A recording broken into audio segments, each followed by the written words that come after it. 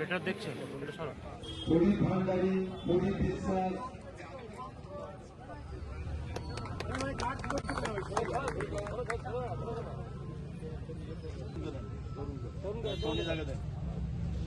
এই দোলা সেন আর হচ্ছে পূর্ণেন্দু বসু, এদের এই রক্তবীজ, যারা হচ্ছে এক সময় এরা মার্কসিস্ট কমিউনিস্ট, এরা হচ্ছে মাওবাদী ছিল।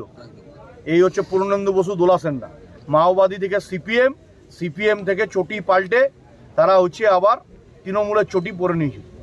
এরা কখনো শ্রমিকের প্রতিনিধি হতে পারে না।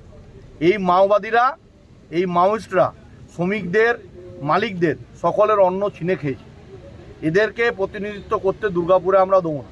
এরা মাঝে মাঝে গর্ত থেকে বেরিয়ে ওই আরশোলা পার্টির মিছিলে গিয়ে ভাবছে যে বিরাট কিছু বিপ্লব করুক। আমরা এখনও কিছু করিনি।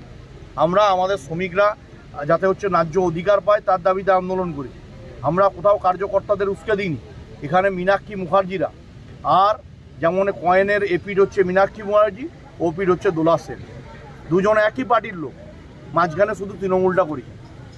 আর এই ট্রেড ইউনিয়ন করার নামে দুর্গাপুর থেকে দোলা সেনরা 75 টাকার কাটমানি তুলে নিয়ে গেছেন কলকাতায়, আর 25 টাকা এখানকার লোকাল নেতৃত্ব প্রভাত চ্যাটার্জিদের হাতে তুলে দিয়েছেন।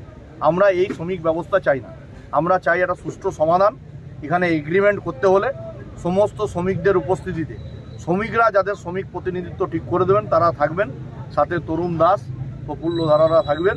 তারা বসবেন ম্যানেজমেন্টের সাথে। প্রয়োজনে যদি ইন্টারভেনশন করার প্রয়োজন হয় তাহলে আমরা আসবো, না হলে যদি প্রয়োজন না থাকে আমরাও অযথা আসবো।